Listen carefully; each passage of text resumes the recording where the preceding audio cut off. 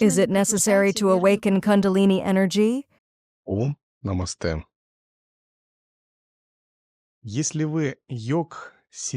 If you are a yogi who is seriously following the path of liberation, seeking moksha, attaining liberation, enlightenment, seeking the path to Samadhi, then yes, of course you should. Kundalini is the basis. It is the potential of all other yogas. However, it is not that simple. To begin with, I recommend reading the introductory texts first. Shiva Samhita, Gheranda Samhita, Yoga Kundalini Upanishad, Shatchakra Nirupana, Hatha Yoga Pradipika, Swami Shivananda, Kundalini Yoga, Gopi Krishna, description of Kundalini Yoga Experiences. To read the biography of Krishnamurti, Jiddu Krishnamurti, how he experienced Kundalini Yoga. The point is that awakening Kundalini is not enough. It is important to know what to do with it. We must be ready for it. Kundalini awakening is not difficult. It can be achieved through Guru Shaktipat, intense asanas, mudras, pranayamas, bandhas, and mantras. However, when it awakens, you have to be purified and you have to be prepared for its awakening. It is like inside the coccyx. At the level of the lower gate, the Muladhara chakra, you have a mighty force starting to move and rise. It is a powerful force within you that is asleep. Moreover, you are now utilizing 3% of the Kundalini. Just like they say we're using 3 to 5% of the brain's capacity, the same way we are using 3 to 5% of the capacity of our Kundalini energy, because it is inactive and sleeping, but it can be awakened. That's the way it is considered. However, before awakening Kundalini, you have to prepare yourself. Otherwise, without preparation, the awakened Kundalini can go through the wrong channels, and there can be a state of Pishachi Avesha. That is, a negative state of connection with the lower worlds, with the lower spirits, to bring problems. In order to awaken Kundalini safely and harmoniously, it is necessary to practice Kundalini Yoga only under the guidance of a spiritual teacher. Furthermore, what should you do to prepare yourself? Study the texts. The practice should be based on the sacred texts and consult a spiritual teacher. Then one should develop the body with the asanas. In Kundalini Yoga, all the nadis in the body should be straightened so that the energy moves smoothly, evenly, and harmoniously. Then the channels should be purified by practicing Anuloma Viloma, balancing Ida and Pingala.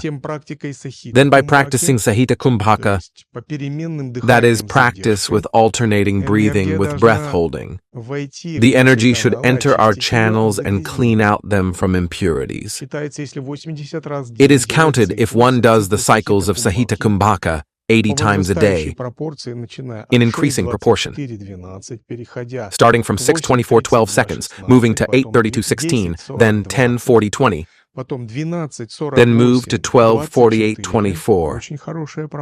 It is a perfect proportion. Then you can clean all your channels perfectly in 3 months. The awakened Kundalini will not strain you or create tension or soreness in some body parts, but will circulate uniformly and harmoniously through the channels. And then, when you have prepared, have cleaned the body, and cleaned the channels, so the most important thing is to clean the Sushumna channel. You must prepare it for the Kundalini to go through the central channel, Sushumna. For this purpose, you need to perform special meditations to cleanse that channel. I give these meditations only to my students. It is not customary to disclose them or share them on social networks with everyone. However, there are such meditations. In these meditations, you develop the emptiness and purity of your central channel. You prepare the way for Kundalini, as if saying, "Here is a red carpet for you. Now you can awaken and go wherever you want."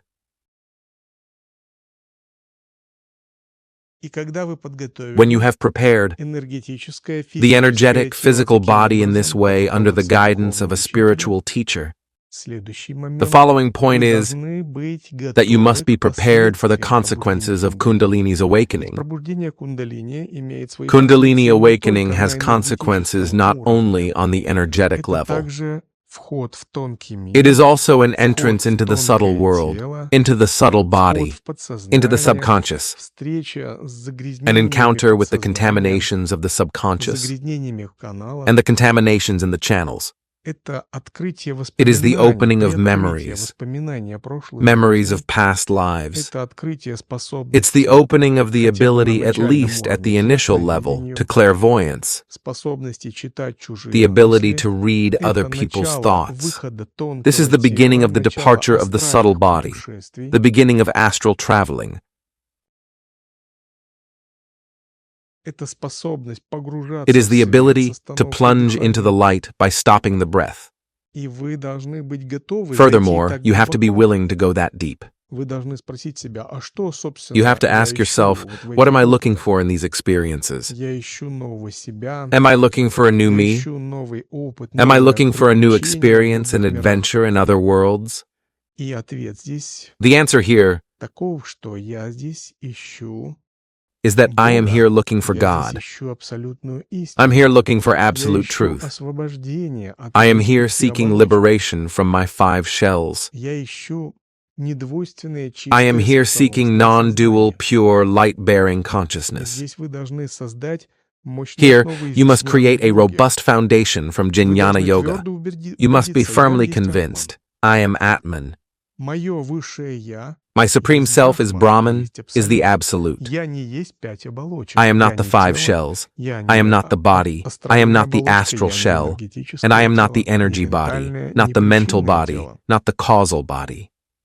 You must have enough viveka, discerning wisdom, not to confuse your identity, so that the subtle world and the experiences of the energy body do not confuse you, so that the experiences of the subtle dimensions of the gods do not seduce you, and that the experiences of emptiness do not confuse you. Everywhere you must maintain your identity. It means that before practicing profound Kundalini Yoga, you must seriously learn the fundamentals of Jnana Yoga. You need to cultivate viveka, discernment, vairagya, renunciation, and mumukshutva, desire for liberation. Thus, when you have cultivated all these, you should also cultivate the 6 qualities of sattva that Shankaracharya talks about in the text Viveka Chudamani: calmness, self-discipline, peacefulness, detachment, patience, faith and steadfastness in meditation and contemplation. In Sanskrit, these are called Shama, Dhamma, Upaarati, Titiksha, Shraddha, and Samadhana. These 4 practices, such as the practice of discernment, viveka, the practice of renunciation, vairagya, the cultivation of mumuksha, the aspiration for liberation, and the 6-fold quality of sadhu, constitute what Shankara calls sadhana chatushdaya. Sadhana chatushdaya is a foundation in Advaita Vedanta, a basic training. However, it can be compared with general physical training in sports. Moreover, we must create such a basis, such a serious basic training. And when you have passed it and your channels are cleansed, There is one more point. Even if you have jnana yoga, such a serious philosophical base, a serious base of discriminating wisdom, and you have done asanas, mudras, and pranayamas perfectly, purified the channels, and cultivated self-discipline, something else is missing. It is Guru Yoga, Ishtadavada Yoga, or Bhakti Yoga. It is devotion to God, love, purity, self-devotion, and reliance on refuge. It is called Bhakti Unmukhi Sukriti. Sukriti means stock of piety, stock of spiritual virtue. Unmukhi means born out of. That is the stock of piety born out of Bhakti Yoga, out of devotion and love for God. So there is still a need to create the basis for Bhakti Unmukhi Sukriti. And the basis of Bhakti Yoga is faith, devotion, love, refuge, dedication, and a spirit of service, purity, and love. When you accumulate enough merit, your heart will open, your anahata chakra will protect you. And when Kundalini awakens, your anahata chakra will show you the right way up to God. Your energy will not stop somewhere in the svadhisthana chakra, the manipura chakra, or in the throat. Because the heart, devoted to God, loving God, devoted to Guru, devoted to Ishtadevata, devoted to refuge and your higher self, it will show you the way. You will go there, to the higher spiritual vibrations. And then you are ready to awaken the Kundalini. And you will feel that readiness so that your love will pour out, without being projected on anyone. Your love will become universal and compassionate. You will become self-sufficient, have few desires and attachments. You will be able, for example, to live alone for long periods, to be silent, to live in solitude and not suffer. You will be able to hear the sounds of anahata nada, the inner sounds. There are such 10 sounds described in Nada Bindu Upanishad and others. And it is considered that when a yogi has attained the signs of anahata nada, the signs of such unmotivated love, not limited by names and forms, he can maintain self-sufficiency in solitude. He is ready for Kundalini's awakening. Then you can take intensive Kundalini Yoga retreats by securing the blessings of your Guru, receiving from him transmissions and specific methods of intensive Kundalini Yoga sadhana, and doing tapas to awaken Kundalini. Then you can have an explosive Kundalini awakening experience in a short time, a week or a month. The Kundalini will rise through the Sushumna. It will rise while meditating or lying down during Shavasana or while sleeping. Your body will be warmed up. The forehead and head areas will be constantly filled with energy. Your sleep will be reduced, and you will have a strong appetite, so drink milk with ghee after each pranayama.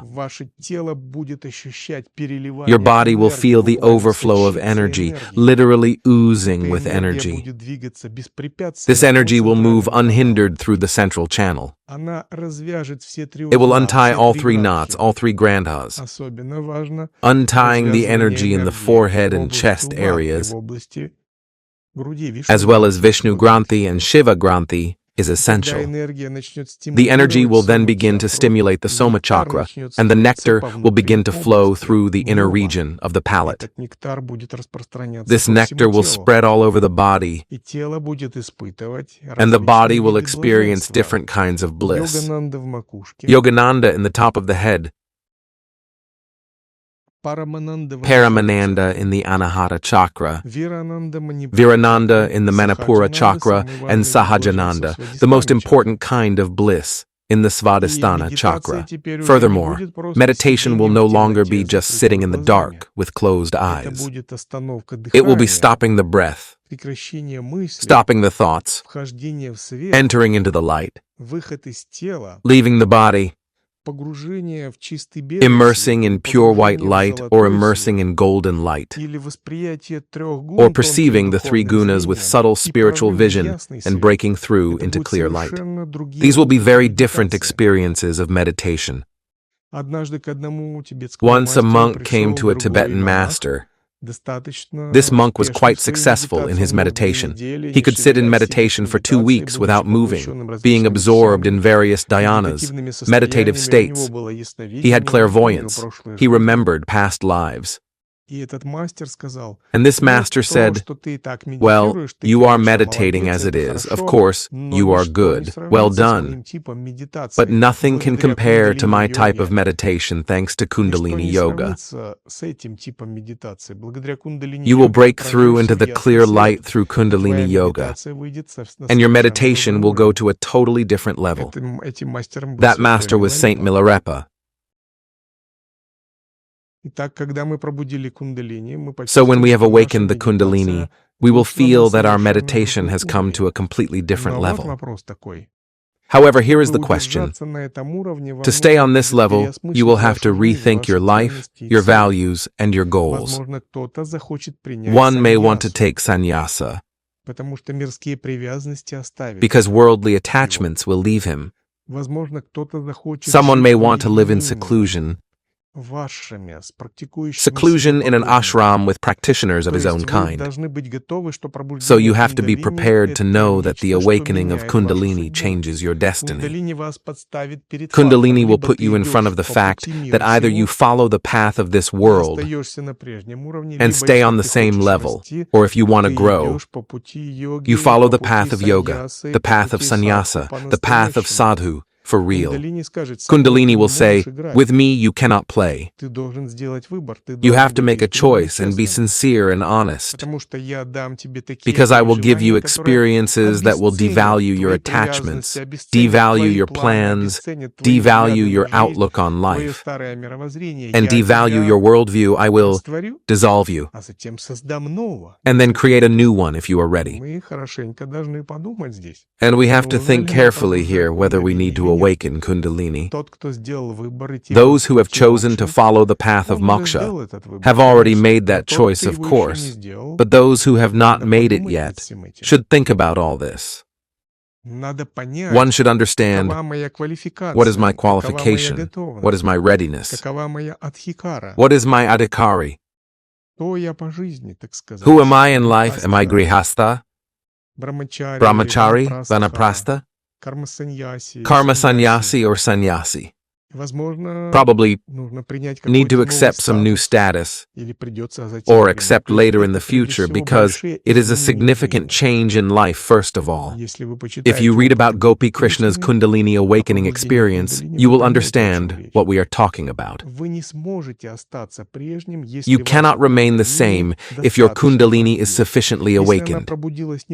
If it has awakened a little bit, that doesn't count, and we are talking about full Kundalini awakening, with energy going up to the top of the head, subtle body going to other dimensions, stopping of breathing, immersion in light, with filling of sushumna and opening of superpowers.